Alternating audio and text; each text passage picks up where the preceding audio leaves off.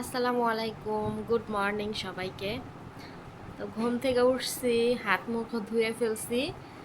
তো এখন আমি সকালে খাবার খাবো, খাবার খেয়ে রেডি হব, কারণ আমাদের গাড়ি বলা হয়েছে যে যদি বৃষ্টি থাকে তাহলে 11টার দিকে আসার জন্য, আর যদি বৃষ্টি না থাকে তাহলে 11:30 12টার দিকে আসলে হবে। তো আজকে বৃষ্টি নাই, বাহিরের ওয়েদার রোদ উঠছে। যাই হোক, বৃষ্টি নামলে হয়তো বা সমস্যা হইতো। তো আমি যেদিন যাচ্ছি, ভাবছিলাম যেদিন যাব সেদিন হয়তো বৃষ্টি নামবে। তো দেখি আজকে বৃষ্টি হয় না, এখন পরে হবে কিনা জানি না। যাই হোক, আমি এখান থেকে যাওয়ার পরে হোক সমস্যা নাই, কারণ বৃষ্টি এখান থেকে নামলে আটকে যাব আবার।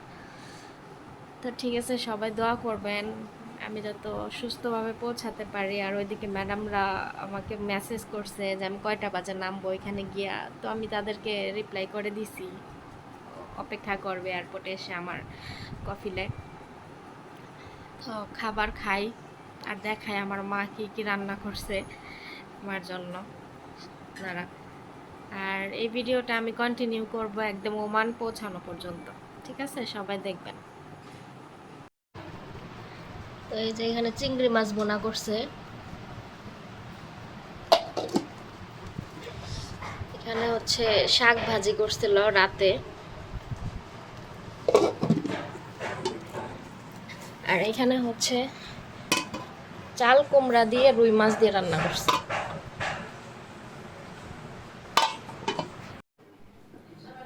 এই যে আমরা লাগেজ রেডি আমাদের, আমরা এখন বের হব। যাওয়ার আগে বাসাটা আরেকবার দেখাই দিই।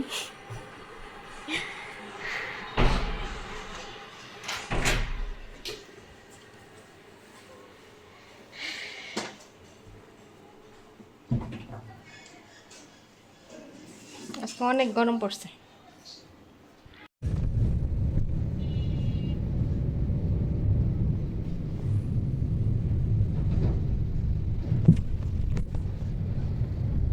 তো আমরা এই তো গাড়ির ভিতরে বসে আছি। আমার মার মন খারাপের জন্য ক্যামেরার দিকে তাকাইতেছিল না, আর আমিও আর বলি নাই। যেহেতু আমি চলে যাচ্ছি, আমার মা অনেক কান্নাকাটি করছে এয়ারপোর্টে, তারপর বাসায় এসেও নাকি অনেক কান্না করছে। 1 মাস থাকার পরে আমিও যেহেতু চলে আসলাম, আমার অনেক খারাপ লাগতেছিল। ওইখানে ওমানে পৌঁছানোর পরে রুমে যখন গেছি তখন একা একা লাগতেছিল, আর রাতে আমার ওইরকম ঘুমও হয় নাই। তো এতদিন তো আমার আম্মুর সাথে ঘুমাইছিলাম রুমে, আর এখন হচ্ছে একা হয়ে গেলাম। আর এইদিকে বাংলাদেশের এত সুন্দর ওয়েদার রেখে চলে আসলাম বিদেশ। এইখানে আসার পরে যখন এয়ারপোর্ট থেকে বের হয়েছি, মনে হইতেছে যে আগুনের যে ধোঁয়া আছে না, ওইটা আমার মুখের উপরে ছেড়ে দিছে, এত পরিমাণে গরম। তো ভাবতেছি মনে মনে যে আল্লাহ কোত্থেকে কই আসলাম। আমাদের দেশের ওয়েদারই এখন অনেক সুন্দর ছিল, প্রতিদিনই বৃষ্টি হয়, আর ওমানে বিশ্বাস করেন একটু পরিমাণের বৃষ্টি হয় না।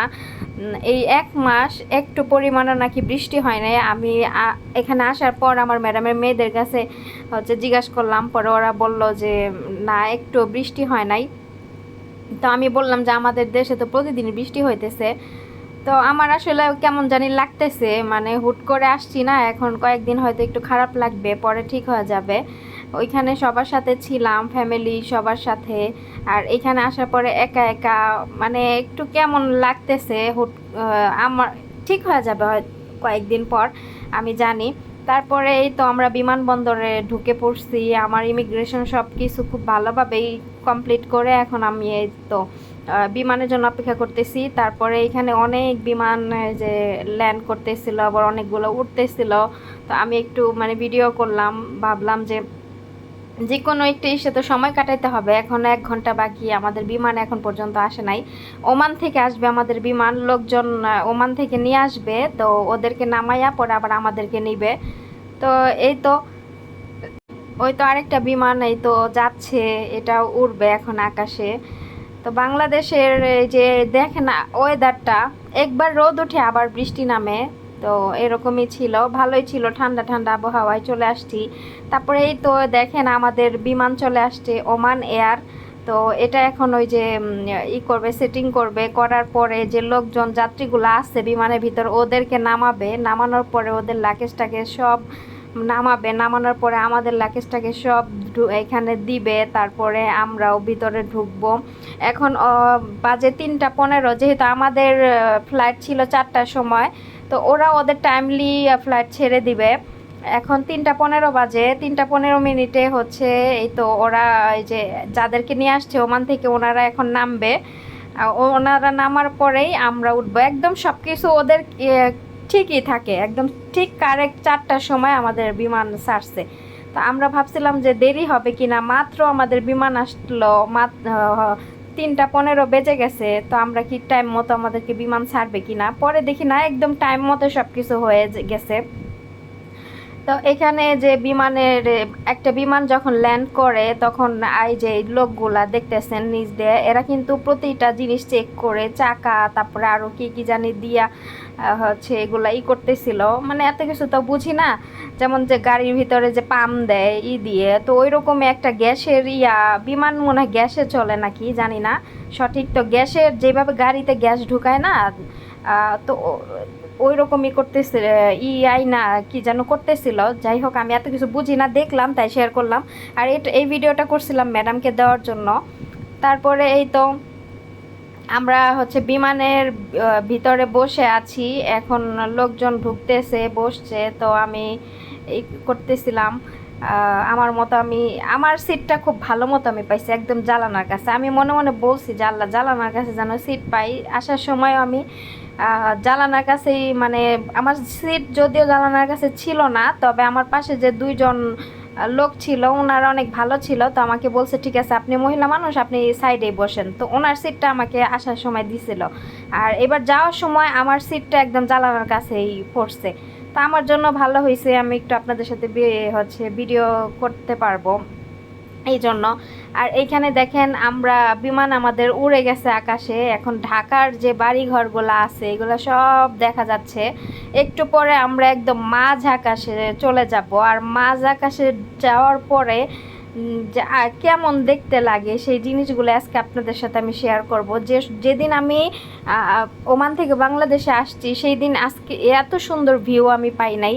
তো আজকের যে এত সুন্দর একটা ভিউ পাইছি, দেখেন আমরা কিন্তু এখন একটা সাগরের উপরে আছি, আমাদের নিচে কিন্তু পানি, আর আমরা কিন্তু দেখেন ওই যে আকাশে, মধ্য আকাশের দিকে আছি। আর দেখেন এই যে সাদা ইয়াগুলা যেগুলো আমরা কিন্তু নিচের থেকে দেখি, আর আজকে আমি বিমানে বসে দেখতেছি এগুলো তুলার মতো উঠতেছে। এগুলো মেঘ নাকি এটা আমি নিজেও জানি না, কেউ যদি জানেন তাহলে কমেন্ট করবেন যে আসলে এগুলো কি মেঘ কি না। তো অনেক সুন্দর লাগতেছিল আমার আজকের ভিউটা, এত মানে ভালো লাগতেছিল যে আমি মধ্য আকাশে যাচ্ছি। তো আমি এইখান থেকে মনে করেন অনেকগুলা ক্লিপ নিছি আপনাদেরকে দেখার জন্য। যারা কখনো বিমানে উঠেন নাই, বিদেশ ভ্রমণ করেন নাই, তারা দেখেন, আপনাদের হয়তো ভালো লাগবে। আর যারা আমার মতো অনেকবার যাওয়া আসা করছেন তাদের হয়তো বা অভ্যাস হয়ে গেছে, তাদের অত ভালো নাও লাগতে পারে। তো বিমান উঠতে উঠতে আস্তে আস্তে মনে করেন যে মধ্য আকাশের ভিতরে আমরা এই তো ঢুকে গেছি। আর এইখানে এই যে সাদা সাদা যে ইগুলা এত সুন্দর লাগতেছিল, সত্যি কথা আমি ক্যামেরায় কতটুকু বোঝাইতে পারছি আমি জানি না, কিন্তু আমি এই যে খালি চোখে দেখতেছিলাম, আমার কাছে অনেক ভালো লাগতেছিল। এখন এখানে নিচে কি পানি নাকি এটাই আমি বুঝতেছিলাম না। আবার এই যে সাদা সাদা এগুলো আমার কাছে তুলার মতো লাগতেছিল। ছোটবেলায় আমরা এগুলা ভাবতাম যে আকাশে তুলা উঠতেছে, তো এখনো আমি বসে বসে ওইটাই ভাবতেছি এগুলো মনে হয় তুলা। তো আমি অনেকক্ষণ পরে এই জায়গাটার দিকে তাকাইছিলাম যে আসলে এই এত সুন্দর একটা জায়গা, মানে আমার খুব কাছ থেকে দেখার হয়েছে। আমি যতবার বিমান ভ্রমণ করছি এত সুন্দর ভিউ আমি কখনো পাই নাই, এই ফার্স্ট টাইম আমি এত সুন্দর ভিউ পাইছি। তারপরে আমাদের খাওয়া দাওয়ার যে জন্য যে খাবার দিয়ে গেল, এখানে ছিল এই প্যাকেটে 3টা বিস্কিট ওটস দিয়ে বানানো, তারপরে এই যে ওমান চিপস এটা দিল, তারপরে একটা স্যান্ডউইচ মুরগির চিকেন দিয়ে আর কি, মুরগির মাংস দিয়ে ফ্রাই করা ভিতরে স্যান্ডউইচ, আর 1 বোতল পানি, আর 1 গ্লাস হচ্ছে অরেঞ্জ জুস। তো এগুলা দিয়ে গেল খাবার। এখন খাওয়া দাওয়া করে নিব, খাওয়া দাওয়া করে একটা ঘুম দিব। কিছুক্ষণ আগে আমাদের বিমান থেকে যারা আছে মাইক দিয়ে একটু পর পর অনেক কথাই বলে, তো ওনারা আমাদেরকে বলছে সিট বেল্ট পরার জন্য। আমরা একটা রিক্সি জায়গায় আছি এখন। তারপরেই তো আমরা ওমান চলে আসছি। দেখতে পারতেছেন যে ওমানের বাড়ি ঘর উপর থেকে কেমন দেখা যাচ্ছে একদম। আমরা কিন্তু অনেকটা নিচে এখন, এতক্ষণ ছিলাম মধ্য আকাশে মাঝখানে একদম, যেখান থেকে কোনো বাড়ি ঘর তারপরে হচ্ছে কিছুই নাই, ওরকম একটা খালি জায়গায় ছিলাম। এখন এই যে ওমানে আমরা চলে আসছি।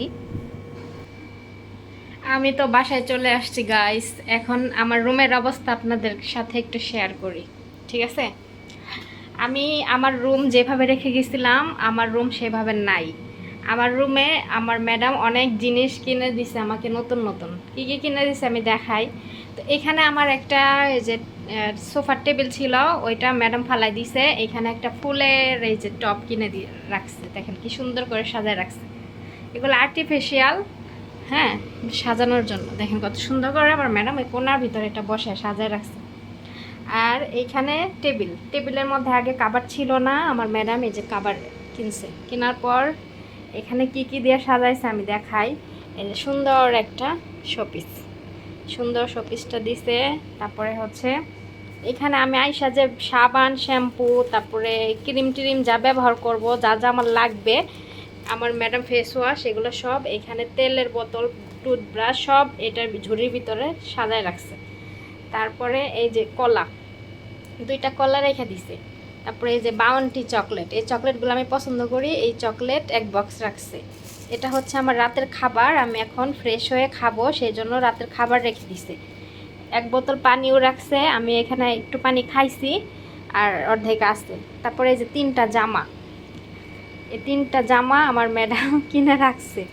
তো খুলি নাই আমি, এখনও আপনাদের সাথে একটু দেখাই, ঠিক আছে? তো এইভাবে করে টেবিলটা সাজাইছে। তারপরে এই যে আমার রুমে যে কম্বল ছিল, কম্বল, বিছানার যেগুলো আমি বিছায় রেখে গেছিলাম, ওগুলো আমার ম্যাডাম উঠাইয়া বাইরে ধুইয়া তারপরে এই যে প্যাকেট করে আয়না রাখছে। তারপরে এই যে নতুন বালিশ কিনে রাখছে।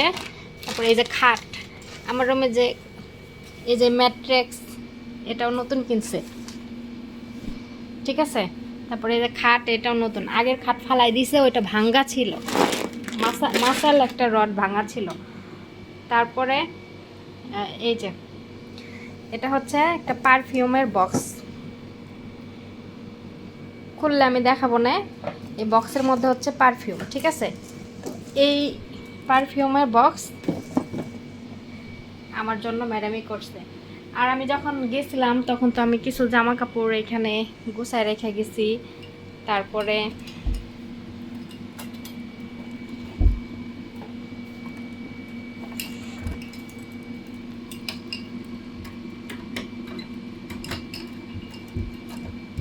এটা চাবি এখানে ছিল, দেখি তো, চাবি এখানে রেখে গেছিলাম। এই যে চাবি আছে,